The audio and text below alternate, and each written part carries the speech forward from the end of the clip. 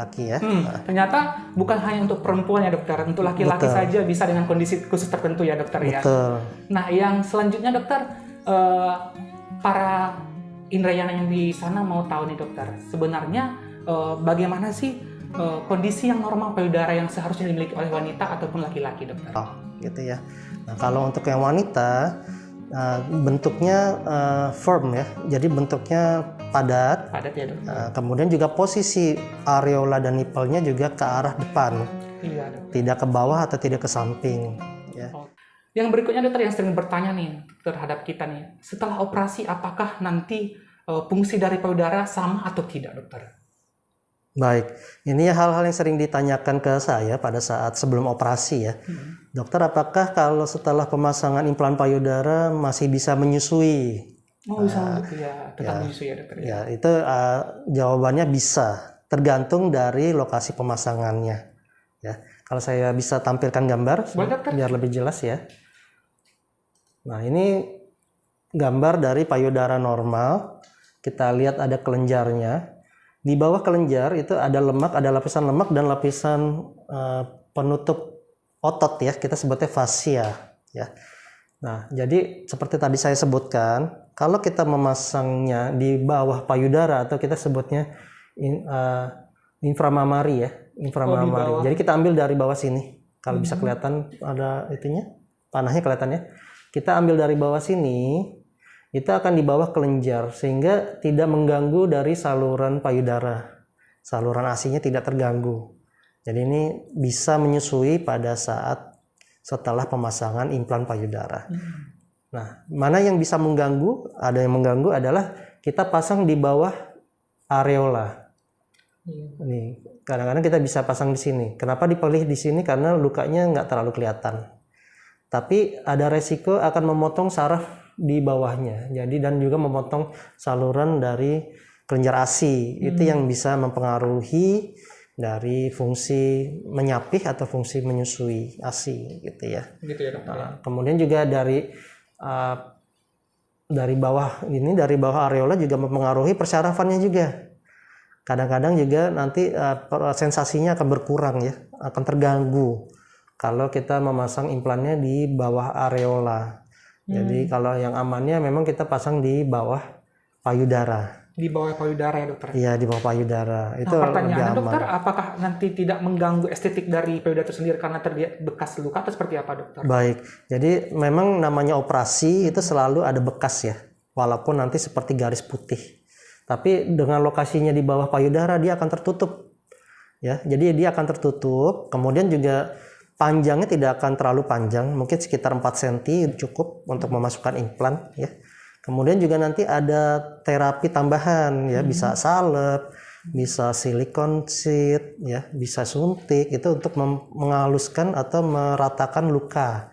Sehingga nanti diharapkan lukanya tersamar dan juga warnanya lebih pudar dan tidak menonjol, tidak merah, tidak ada rasa nyeri, tidak ada rasa gatal ya.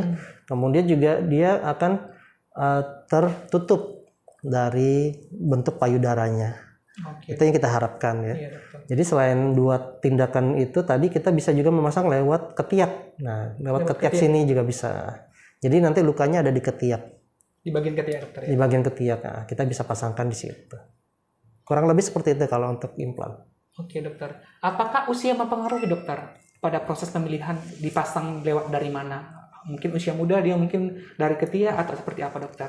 Ya, kalau untuk yang dari areola mama itu biasanya kita menganjurkan kalau yang sudah tidak mau mempunyai bayi lagi. Ya, karena resiko seperti itu ya. Dokter, ya. Termasuk resiko tadi ada sensasi yang hilang atau itu gitu. Tapi kalau usia muda bisa lewat ketiak ataupun bisa lewat bawah payudara. Seperti itu ya dokter. Itu mengurangi resiko ya, mengurangi resiko tindakan. Kemudian juga bentuknya juga bentuk lukanya dia bisa ditoleransi, acceptable namanya.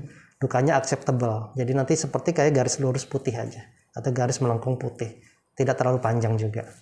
Oke dokter, terima kasih dokter penjelasannya.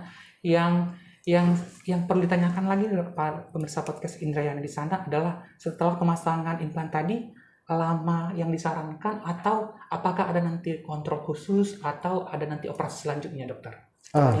Implan pertama.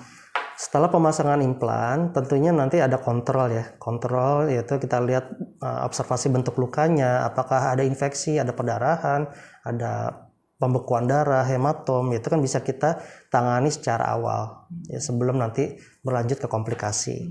Yang kedua, nanti akan ada dibuka benangnya ya, kan dibuka benangnya. Kenapa kita harus buka benang? Karena untuk menjamin bekas luka yang lebih halus lagi. Kita bisa pakai benang yang diserap, tapi kadang-kadang dia menjadi suka menonjol karena ada reaksi jaringannya. Walaupun itu diterima oleh jaringan, tapi tetap dia akan bisa jadi merah. Ya, jadi reaksi radangnya juga lumayan lama. Nah, itu juga yang bisa harus kita hindari untuk membuat lukanya lebih baik. Gitu ya. Kemudian pemasangan korset. Nah, ini juga penting, pemasangan korset, karena korset itu fungsinya pertama untuk meredakan nyeri. Karena dia firm, dia menekan supaya tidak nyeri. Jadi kan kalau gravitasi, kita bergerak, kita jalan, duduk, itu kan bergerak payudaranya. Jadi payudara itu harus disokong oleh korset yang memadai. Gitu. Nah, kita juga menganjurkan tidak memakai BH yang memakai kawat dulu. Oh iya dokter. Karena bekas lukanya di bawah. Kalau pakai kawat nanti bekas lukanya kegesek kawat, kan malah jadi skarnya kurang baik. Ya. Jadi lecet ya, jadi infeksi gitu ya. Kemudian juga nanti ada perawatan masas ya, masas payudara. Pertama itu untuk membentuk payudara. Biasanya pada saat pemasangan itu payudara masih kencang, masih kaku. Masih kaku ya. Jadi sepertinya kayak payudaranya di atas. Mungkin dialami oleh semua pasien yang pemasangan awal itu seperti di atas. Itu berapa hari? Itu high riding, kita sebutnya high riding. Mungkin 3 bulan pertama. 3 bulan pertama. 3 bulan pertama. Jadi kita sebutnya high riding. Jadi payudaranya kok atas banget. Nah, itu nggak usah khawatir karena itu masih dalam adaptasi. Ya. Nanti dalam 3 bulan itu dia akan lama-lama dia akan turun. Nanti menyesuaikan dengan bentuk payudara aslinya. Jadi dia seperti kayak akan turun dan fluff. Nah, kita sebutnya fluff. Jadi pas dia turun, plup, nah kayak bentuk payudara permanennya. Jadi nggak usah khawatir ya kalau ada bentuk-bentuk yang berbeda pada saat pemasangan pertama gitu ya. Nah, nanti ini kan hal ini ada evaluasinya. Setelah pemasangan 6 bulan kemudian kita pantau lagi apakah memang sudah sesuai atau memang ada sesuatu hal yang bisa merubah bentuk dari tujuan kita untuk operasi seperti itu. Oke dokter, terima kasih dokter. Selanjutnya dokter, kita bahas tentang lebih rinci tentang memperkecil payudara dokter. Tadi memperbesar dengan melakukan implan, sekarang memperkecil ya, karena mengurangi dari bentuk awalnya. Bagaimana dokter? Iya, jadi yang beberapa yang meminta tindakan itu biasanya mengeluhkan payudaranya besar ya. Besar ya. Besar. Pertama, secara fungsional dia berat di leher ya. Di bahu menyokong payudaranya tersebut. Kemudian yang kedua secara sosial acceptance itu kadang-kadang jadi risih ya, karena kalau besar apalagi usianya muda ya. Nah, itu juga hal-hal yang mesti kita atasi pada saat pengerjaan reduksi mame ya. Jadi untuk reduksi mame kita bisa mengurangi kelenjarnya. Mengurangi kelenjar dari payudara. Betul, mengurangi kelenjarnya, kemudian juga insetting atau merapikan kulitnya, gitu. Merapikan kulitnya yang sudah kita kurangi, ya. Termasuk nanti nipple dan areolanya kita pindahkan ke tempat barunya, gitu ya. Kadang-kadang saking besarnya nipple dan areola letaknya di bawah. Di bawah ya. Di bawah. Setelah kita reduksi itu bisa kita tempatkan, kita kembalikan ke atas, menuju ke depan. Apakah tidak ada resiko dokter, karena tadi dinyatakan bahwa itu pengambilan kelenjar payudara ya dokter ya, apakah akan mempengaruhi fungsi si payudara itu sendiri? Betul, akan mempengaruhi fungsi gitu. Jadi kita tanyakan dulu apakah memang pada usia yang biasa kita kerjakan pada usia lanjut ya. Kalau yang usia muda ya tentunya ada resiko seperti itu, ada permasalahan dari kelenjar asinya ya. Memang ada kemungkinan akan terganggu atau terputus misalnya ya, itu bisa ada kemungkinan. Itu hal-hal yang harus kita jelaskan pada pasien sebelum melakukan tindakan. Seperti itu. Jadi lebih banyak pasien yang memang udah berumur ya dokter untuk disarankan seperti itu, karena mempengaruhi fungsi dari si payudara itu sendiri. Betul, dokter, ya? Iya. Betul. Oke dokter, terima kasih dokter. Berikutnya adalah mengenai kondisi-kondisi khusus dokter, yaitu dengan memiliki riwayat medis, misalkan ada tumor atau kanker payudara. Iya. Gitu. Apakah sama pengerjaannya atau lebih berat, dokter? Nah, jadi sebelum melakukan operasi tentunya kita ada konsultasi dan pemeriksaan ya. Salah satunya adalah pemeriksaan apakah ada benjolan ataupun ada kecurigaan keganasan ya. Biasanya kita tanyakan juga riwayat keluarga, apakah ibunya, neneknya atau saudaranya mempunyai riwayat keganasan. Kalau ada itu kita harus pastikan kondisinya itu tidak ada sel ganasnya ya. Itu bisa kita USG, kita bisa mamografi, kita bisa PET scan segala macam ya. Memang ada yang menarik nih, kecenderungan di luar negeri ya. Seperti kita tahu nih ada yang selebriti ya, selebriti kan kita nggak usah sebut nama ya, cuma yang bibirnya paling seksi ya. Nah, itu dia punya riwayat ibunya kanker payudara, sehingga dia sebelum menderita itu dia membuang payudaranya dua-duanya. Mastektomi supaya nggak kena tumor atau nggak kena kanker ya. Itu disarankan atau apa, dokter? Atau memang bagus atau bagaimana, dokter? Tentunya kan kalau kelenjar payudaranya sudah hilang tidak akan kena lagi tumor payudara kan gitu. Menghindari risiko lebih tinggi ya? Iya, itu namanya profilaksis, jadi pencegahan. Tapi kan terlalu ekstrim ya. Nah, kalau itu setelah di mastektomi kita bisa pasang implan yang untuk merekonstruksi. Kayak gitu. Nah, kalau misalnya terjadi kita pada saat konsultasi atau evaluasi terdapat nih misalnya kecurigaan adanya sel ya, itu harus diselesaikan dulu. Ya, kita terapi dulu sampai nanti benar-benar bersih ya. Nanti kembali lagi kita akan inform konsen ke pasien. Kalau misalnya pemasangan implan itu memang ada resiko juga bisa menimbulkan kalau ada resiko keganasan ya. Nah, walaupun udah bersih nih, walaupun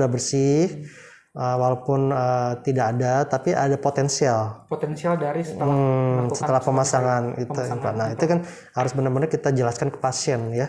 Bukannya nakutin, bukan ya, tapi memang harus ada edukasi sebelumnya bahwa memang ada resiko seperti itu. Nah, tentunya setelah pemasangan implan kan kita harus periksa juga kan tiap tahun ya, kayak sadari, ini yang lebih simpel kan sadari ya, pemeriksaan sendiri, meraba payudara apakah ada benjolan atau enggak. Kemudian bisa check up ke dokter kebidanan ya, dilakukan USG, mamografi gitu untuk mencegah hal-hal yang tidak diinginkan. Oke, dokter. Ya, jadi itu khusus untuk yang mempunyai riwayat atau yang mempunyai kondisi di mana ada benjolan sebelumnya. Jadi harus berhati-hati seperti itu. Oke, dokter. Nah, menarik sekali, dokter. Satu lagi pertanyaan, dokter, sebelum kita tutup podcast kali ini adalah yang sangat kita lihat fenomena bahwa banyak masyarakat Indonesia, baik kalangan pejabat, artis maupun yang biasa, berbondong-bondong ke luar negeri untuk operasi nih. Padahal kita nih udah ada dokter bedah plastik yang memang sudah jagonya dan di bidangnya dan banyak di mana-mana di kota mana-mana juga ada, dokter. Pandangan dokter nih selaku bedah plastik untuk melihat fenomena ini, dokter. Baik. Jadi memang suatu hal yang menarik ya. Jadi sebelum pandemi ini itu kan memang marak ya operasi ke Korea, luar negeri, ke Thailand, kemana-mana. Iya. Tentunya kan bukan cuma dari segi bagus atau enggaknya mereka, tapi dari segi prestis ya. Biasanya kan lebih bangga kalau operasi di luar negeri ya. Lebih ke prestis jadinya, dokter. Iya, jadi kan bisa nyombong ya. Oh, saya operasi di luar negeri, padahal operasi di sini juga. Ngakunya aja. Tapi prestisnya ada ya. Apakah bahan-bahan yang digunakan atau treatment bahkan beda, dokter? Atau sama saja, dokter, harusnya? Sama. Oke, dokter. Nah, jadi kalau itu kan sebelum pandemi. Nah, sekarang semenjak pandemi kan susah untuk traveling ya. Iya. Lebih susah, lebih rumit ya untuk traveling. Jadi kebanyakan sih memang jadinya operasinya di sini gitu. Dan juga hasilnya juga nggak terlalu beda sama yang di luar. Sama saja sebenarnya, dokter ya. Dan keuntungannya adalah kalau untuk segi kontrol atau segi misalnya perawatan selanjutnya itu lebih mudah di sini ya, dokter, ya. Lebih gampang. Kalau ke luar negeri kan susah ya. Iya, konsultasinya lebih cepat dan lebih ini ya, dokter. Betul, kalau ke luar negeri kan lebih susah dan juga pertanggungjawabannya juga susah kalau misalnya ada apa-apa. Kan repot, mesti lewat Interpol, lewat Banyak pihak-pihak yang harus di ini ya dokter ya. gitu Kalau kan. kita di lokal, misalkan di Indrajana dokter ya, Iya. pasti lebih cepat dan dokternya lebih dapat bisa melihat kondisi terkini dari pasien Betul, tersebut. jadi lebih intens ya, perawatannya juga lebih personal juga ya, karena kan lebih mudah dijangkau. Kalau misalnya operasi di luar negeri kan repot, mesti nunggu. Misalnya anak-anak sekolah liburan dulu, baru bisa pergi ke sana kan untuk kontrol kan nggak mungkin. Belum lagi kondisi pandemi seperti ini dokter ya kan, banyak persyaratan yang harus dilengkapi ya dokter ya. Betul sekali ya, Ya, itu keuntungannya. Harusnya keuntungannya lebih besar ya kalau kita melakukan operasi ya yang masih bisa dijangkau ya dokter ya di tempat ya misalkan di tempat dia tinggal seperti di Indrajana mungkin dokter ya. Dan jangan salah ya, di luar negeri juga banyak juga plastikoid. Artinya yang mengaku sebagai bedah plastik banyak juga. Ternyata bukan dokter bedah plastik ya? Bukan.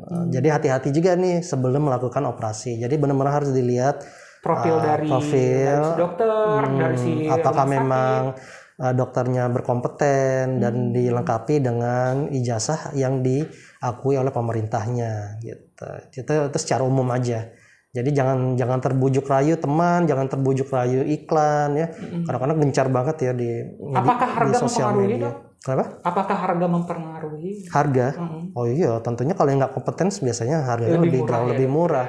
Itu kan hati-hati ya. Itu kan red sign-nya. Kalau terlalu murah dibanding dengan yang rata-rata itu harus berhati-hati. Iya, karena banyak pasien yang tergiur dengan harga yang murah, tetapi dengan kondisi di sana lapangan dilakukan oleh dokter umum atau tidak sama sekali dokter bahkan. Betul. Nah itu yang lebih susah karena nanti akan membawa komplikasinya ke dokter bedah plastik yang tentunya akan lebih sulit untuk dilakukan rekonstruksinya. Itu yang take home message-nya. Pernah punya pengalaman dokter? Punya pasien yang bukan kita yang masang atau kita ngerjain tiba-tiba punya kondisi khusus tertentu datang ke kita dokter? Ada. Jadi ada beberapa yang mengeluhkan pembesaran payudara dengan filler. Dengan filler ya dokter? Hasilnya kan jadi infeksi berat. Kadang-kadang jadi sepsis, jadi lukanya terbuka, jadi borok. Nah itu yang lebih sulit sekali untuk kita tangani rekonstruksinya. Itu lebih sulit sekali. Apakah dokter plastik itu menerima dokter? Biasanya ada dokter yang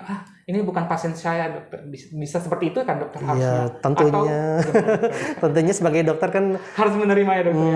Bukan harus menerima. Jadi kita ada sifatnya menolong pasien. Altruism, kita menolong pasien, itu tujuan utamanya. Tentunya kan pasien ini butuh ya. Kalau ada suatu kondisi yang menyakitkan atau ada kondisi yang memberatkan, kita harus bantu untuk meringankan. Ya, mau nggak mau ya memang kita harus terima sesuai dengan kompetensi kita. Kalau kita mampu silakan. Kalau tidak mampu bisa di refer atau dirujuk ke yang mampu. Seperti itu. Oke dokter. Terima kasih dokter atas hari Sama-sama, ini menambah wawasan kita kasih. mengenai implan, mengenai operasi payudara, sehingga dapat menambah wawasan dari sahabat Indrayana di sana. Demikian podcast hari ini, saya ucapkan terima kasih. Sampai ketemu di podcast selanjutnya. Shalom. Assalamualaikum.